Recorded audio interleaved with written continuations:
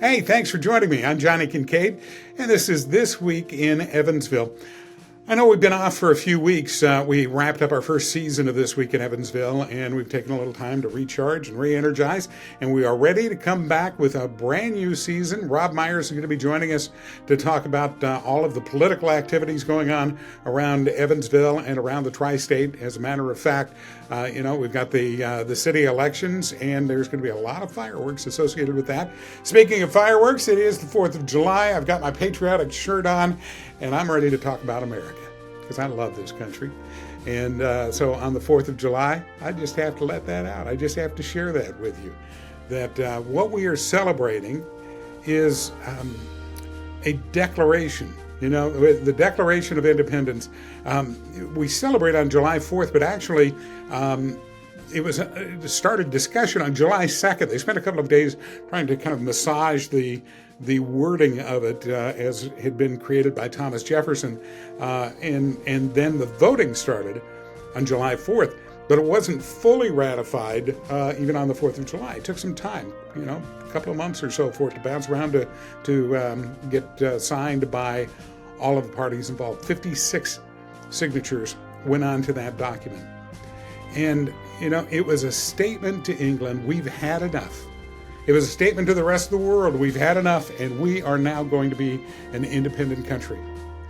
And it's such an important document, and it was so well worded. It laid it out, said, here's what our problem is, and we see the only solution being for us to become an independent nation and to break away from England. Now, of course, the British were livid over this. We'd already started fighting with the British. The colonists had already been had some skirmishes and some fights back and forth with the British prior to July 4th, 1776. So we'd already been going at it. We'd already been developing our Continental Army. This was just formalizing the fact that we are in this and we are going to fight it out. So what happened to these guys who had the courage to sign this document? See, this is what's interesting. These are guys who knew what they were getting into. They knew that putting their name on this document, for John Hancock to sign it with huge letters and such flourish, he wasn't just signing that out of ego to put his name really big on the document. He did that because that was part of sending the message to King George. We're done with you. I personally am done with you. That's what he was saying. So these 56 guys who signed this, these weren't riffraff. These weren't a bunch of the people that you would expect to be picking a fight, right? These were people of means. They had something to lose. These weren't people who were in the position of, I got nothing to lose, we might as well just go ahead and go for it. No, they were in a position where they had a lot to lose, every single one of the 56. So what happened to them? Well, 5 of the signers of the Declaration of Independence were captured by the British. They were treated as traitors, and they were tortured before they died. 12 of them had their homes ransacked and burned. 2 of them lost their sons in the Revolutionary Army, and another 2 sons were captured. 9 of the 56 fought and died from wounds or hardships from the Revolutionary War. They signed and they pledged their lives, they pledged their fortunes, they pledged their sacred honor to create this new independent nation. So what kind of men were these? I said that they were men of means. 24 of them were lawyers and jurists. 11 of them were merchants. 9 were farmers or large plantation owners. They were men of means. They were well educated. But they signed the Declaration of Independence knowing full well that the penalty would be death if they were captured. And they knew full well that they were gambling everything that they had worked their lives for. There was Carter Braxton of Virginia. He was a wealthy planter and trader. He saw his ships swept from the seas by the British Navy. He sold his home, he sold his properties, because that's what he had to do in order to pay his debts. He died in rags. Then there was Thomas McKeon. He was so hounded by the British that he was forced to move his family almost constantly. He served in Congress without pay, and his family had to remain in hiding. His possessions were taken from him, and poverty was his reward.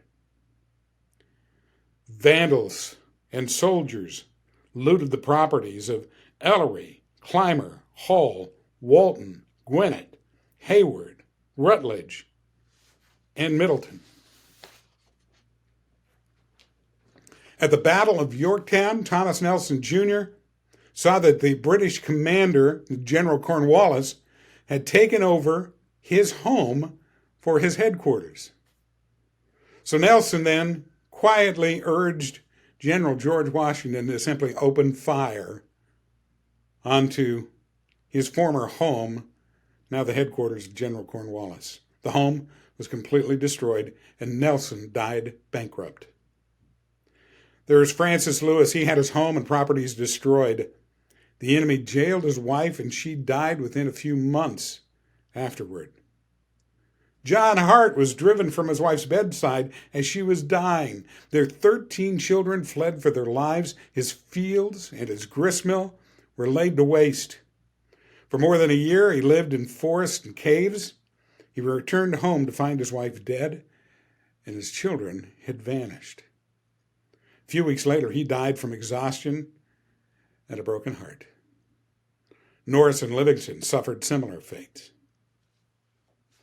These are the sacrifices made by 56 courageous men who put their names on a piece of paper that told the British that they were done.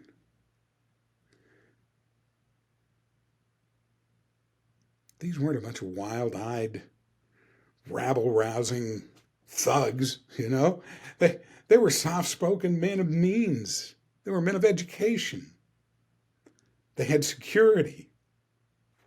But you see, even though they had security and they had wealth, they valued their liberty more. Standing tall, straight, and unwavering, they pledged for the support of this declaration with firm reliance on the protection of the divine providence. We mutually pledge to each other our lives, our fortunes, and our sacred honor. That's the fate of the men who put their names on that document, the Declaration of Independence, dated July 4th, 1776. From that sprang this great nation. It would be a decade later before they would convene to form a Congress and create the Constitution for this country, a Constitution that has stood the test of time. It gets challenged. Sometimes it gets misunderstood. But that Constitution is still there as a guiding principle for this country. A great country. A country full of wonderful people, people who've been willing to sacrifice through the years. It wasn't just the Revolutionary War. People were willing to fight, sometimes against family in the Civil War, to stand up for what was right. We fought in World War I and then World War II, Korea, in the Middle East. And this great country has stood as a beacon to all other nations. And again, I'm not necessarily a world traveler. I've had the chance to travel the United States. I've been to 48 of the 50 states. Someday, I'll get around to getting to Alaska and Maine. I saved the really cold states for late in life. But what I found in every one of the places where I've visited and where I've lived is just wonderful people, beautiful scenery. There is no place with as much diversity of nature as what we have in this country, much less diversity of people. And even when we disagree, we can still get along with one another. And I know, kind of watching in recent times, it's a little hard to believe that. And when you look at some of the recent polls that have come out talking about whether people believe that America is a great nation or not, well, that feeling, that sense is starting to wane considerably now too. But America is still great. And if you travel to anywhere else in the world, you can see it. I mean, there are other countries that have great natural beauty. My wife and I had the chance to finally do international traveling by going to Italy earlier this year. And oh, we had such a great time. It was such a beautiful place. I mean, they've got such a variety. They've got the mountains and they've got the rolling hills in the north of Italy and the beautiful beaches. It's a great place and wonderful people. But it's not America. I was glad to get back here to our great land. You know, Italy is really, there are differences, obviously. I mean, there's a lot of similarities. You're still going to find McDonald's, Burger King, and Kentucky Fried Chicken all alive and doing well in Italy. But one of the things we didn't see when we were there, this was kind of interesting, we didn't see the homeless encampments. You know, the last time I was on the West Coast and went to Portland, and even in some of the small towns around Portland, Oregon, you just see these large areas that are just covered with tents. They're homeless people. And it's a problem that as a nation, we've got to figure out what we're going to do with that. But when we were in Italy, we noticed that there weren't any homeless encampments anywhere that we went. And we spent most of our time in the southern part of Italy. And South Italy is more rural and more poor than the northern part of Italy. In fact, there are homeless people in Italy, but they are more in the north part of Italy than in the south. And in the bigger cities like Milan and Rome are the two largest cities for a homeless population. But even in a city the size of Palermo, which is a big town in Sicily, we just didn't see any of the signs of homelessness that you see here in the United States. You know, there are millions of Italians, by the way, that are living in poverty. There are millions that live on less than $5.50 a day. That's their paycheck. So it's not like this is some really affluent country that doesn't have a problem with homelessness. These are a lot of people who aren't making a whole lot of money. We stayed at a beautiful resort. It was just a gorgeous place in Salerno. Salerno is just a few miles from one of the most affluent places in Italy, the Amalfi Coast, which is just gorgeous with these beautiful homes and just a playground for the rich. We couldn't afford the playground for the rich, so we stayed in Salerno, and it was nice. But our resort was great.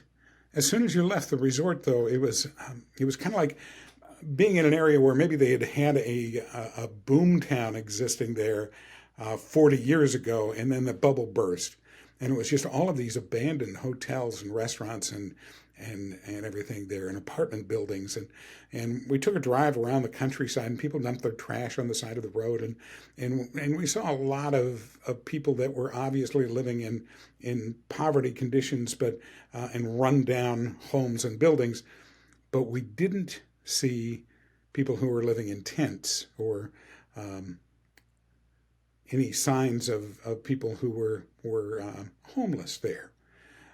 So I guess we were kind of surprised by that.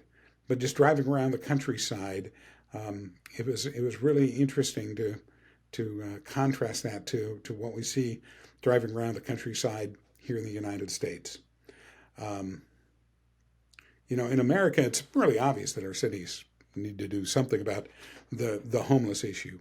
I know that the numbers are substantially different here than what they are in any place in Europe, including Italy. But, wow, I got off on a tangent on the homeless thing. But but it's because it was such a stark contrast between where we are and where they are as a nation. But even though I loved the country and I loved being there, I was so happy to be back home, America. It's a great country, and I will continue to sing the praises of America. One of the places that where we really stand out is when it comes to our medical system. I know we all complain about how much medicine costs and about how much medical care costs, and you're right, it is very expensive. But when we complain about it, and we think, oh, wouldn't it be great if the government just took care of all of that? Socialized medicine, that's the answer. And I'm going to tell you, I had an encounter with the medical system there in Italy that makes me say, no way, it isn't. Socialized medicine is not the answer. I had a health condition that actually they had to have an ambulance pick me up at the hotel and take me to the emergency room. And we arrived in the emergency room there, and Jill and I were both just absolutely shocked by the place. I mean, it was dirty, and it was. And here's the thing: the ambulance driver on the way going there, the paramedic in the ambulance, he kept saying to me, "Look, make sure no matter what happens, nobody should charge you anything for anything associated with your medical care. It's all free," he said. "It's all free. We charge you nothing for your medical care, even being a foreigner in their country." So we get to the emergency room, and it's filthy. And they take me back to triage, and the guy takes down a little information and come back out to the waiting room, and we're waiting there forever. And so is everybody else. And another ambulance comes in with a guy on a gurney this time. I was able to walk. They had a guy on a gurney, and he wasn't taken back to be examined. They left him there in the middle of the waiting area for the ER. And then comes another ambulance and another gurney and another ambulance and another gurney. They were stacked up 3 deep in the emergency room, 3 gurneys waiting there with people with serious medical conditions needing attention that weren't being taken back yet. Surprising. When I did go back to actually get treated, it wasn't individual treatment rooms. It was wards. There was probably 5 people in the room that I went into to be examined. It was mind-blowing. And again, the hospital was not clean. Out in the waiting room, the bathroom in the waiting room didn't have any soap, no paper towels, no blower, no toilet paper. It was unbelievable for a hospital facility to be, it's crazy. So we were there for a grand total of about 9 hours. Well, I finally had to ask somebody, can you check on, because they were supposed to be doing a blood test, and I just was waiting for the results of the blood test. And they came back a few minutes later and they said, we're going to take you up and do some other testing. And they took me up and did an ultrasound and brought me back down. But 9 hours we waited. And at one point I was left in a waiting area back in the where the exam rooms are, not in the waiting room. And my doctor got off shift. The doctor who'd originally seen me got off shift at 3 o'clock. And at 3:30, I'm sitting there and nobody knows that I'm there because my information, my chart, nothing was handed off to somebody else to come in and take care of me. So I wound up having to get up and walk around, poking my head into all of the different rooms with multiple people in there being examined, and to try to find my doctor. Isn't that crazy? Finally, after 9 hours, they gave me a prescription and sent me on my way. And they apologized for the fact that I was going to have to pay for the prescription medicines. They said, everything's free here, but once you go to the pharmacy, you have to pay. A whopping $6.95 for the prescription. So, but I know sometimes you get stuck in the ER in the United States and you're there for hours on end. I know. And it's much more expensive than the it's all free plan. But it is so much better level of care, even at the times when that ER is just unbelievably hammered and busy. The care is so much better. We do it better here. And don't fall for any of the people that try to tell you that socialized medicine is the answer to healthcare in America, because it certainly is not. We live in a great country. I just absolutely love it here. But that spirit of love for America, that sense of this being the greatest country on earth, is waning. You can look at the surveys. You can see polling that just came out recently that says that fewer and fewer people think that America is the greatest country on earth. Fewer and fewer people have that great love for this country, and it's really a shame. It's a great place to live, and the priority should never be country before God. God, family, country. We lose sight of that sometimes. Actually, a lot of people seem to have lost sight of that and no longer prioritize the great country that they live in, the sacrifices of the millions who have gone to war for us, the million who have died on the battlefield for this country. So when I first moved to Evansville, there was one of the things I loved about here was that I'd been living in California, and the spirit was so much different here in the Evansville area than in California. I still have some wonderful friends in California, people that I really do care about. But overall, the atmosphere is different. I can't, it's hard to describe sometimes. But when I came here, there was more a feeling of God and country when I first came to the Evansville area than I had experienced anywhere else that I had lived. And, we had the Freedom Festival, right? Jan Tierbach and her crew at the Freedom Festival, I thought, did a fabulous job year after year. This great celebration that lasted from Flag Day until the 4th of July, and a time period that was just full of music and boat races and a celebration of freedoms that we have here in America. It was a great time. I missed the Freedom Festival very, very much. I've always been a big supporter of the Freedom Festival. Gosh, we did Mike Harvey's sock hops at the Evansville Freedom Festival for years and years, and always had such a fantastic time doing it. And even Mike would comment on how different the feel was when he came to Evansville to do that. Evansville, that sense of patriotic pride existed in Evansville back in 1980 before I moved here. But when a guy by the name of Lynn Silverfine was looking for a place to sew together the world's largest flag, he wanted a flag that would fly on the Verrazano Narrows Bridge in New York for special holidays, patriotic holidays. And so he came to Evansville, to Anchor Industries, to have that done. And the people at Anchor were so enthusiastic about this that they lined up to volunteer to help sew that flag together. And they put it together, and it was gigantic. It weighed 7 tons. It's a football field and a half in length, 450 feet, if you can imagine that. It's just an incredible size. No flag anywhere in the world had reached that size before. The first time that it was put on public display, it was placed on the tarmac at Evansville Airport, and 10,000 people came out that day to see the great American flag. Len Silverfine never succeeded at raising the money that was necessary for the rigging that would lift the flag up on the Verrazano Narrows Bridge and lower it back down. So the flag never did actually make it to the place that it was intended to be. Instead, it traveled around and was put on display in a few places here and there.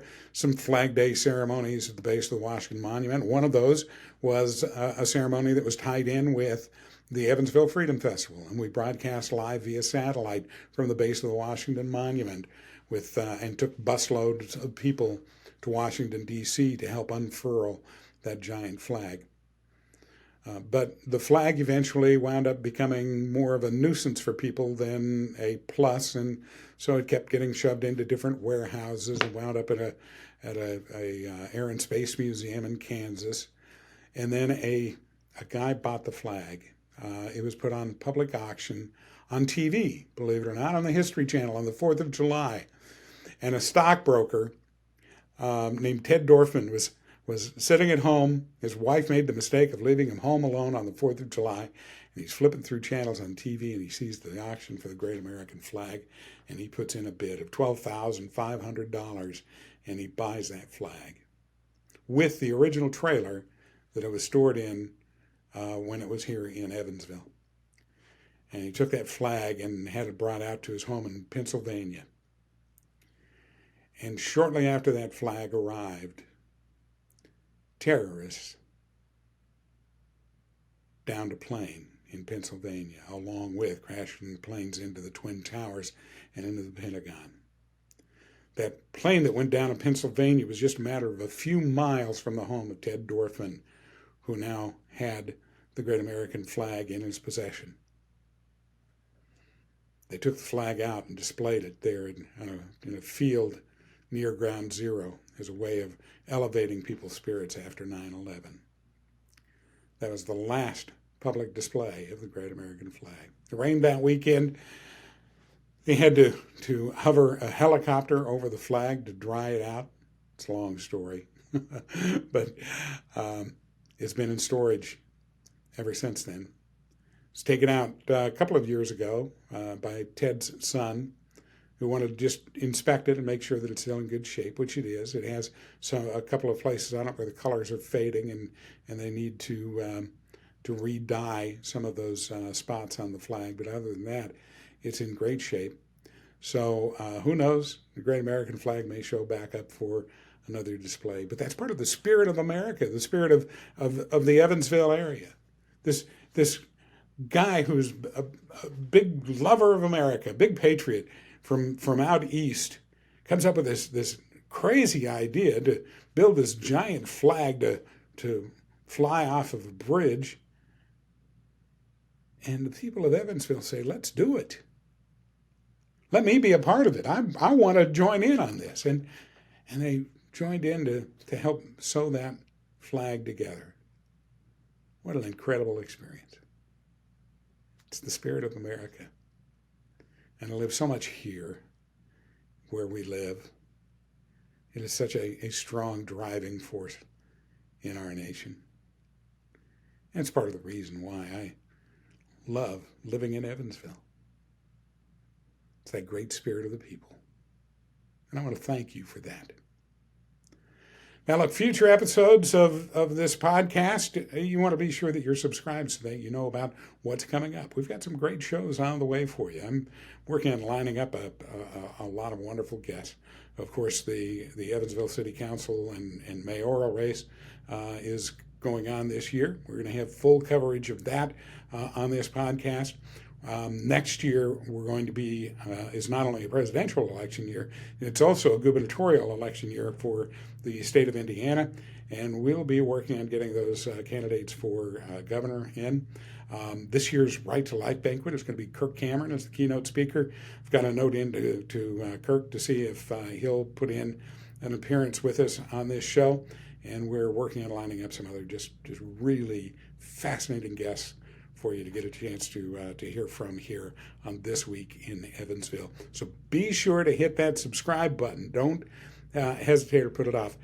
Hit the like button as well. It's kind of elevate this in searches, and we'll look forward to seeing you next time. I think that we'll have Rob Myers here next week on This Week in Evansville. Thanks for joining us. And happy 4th of July.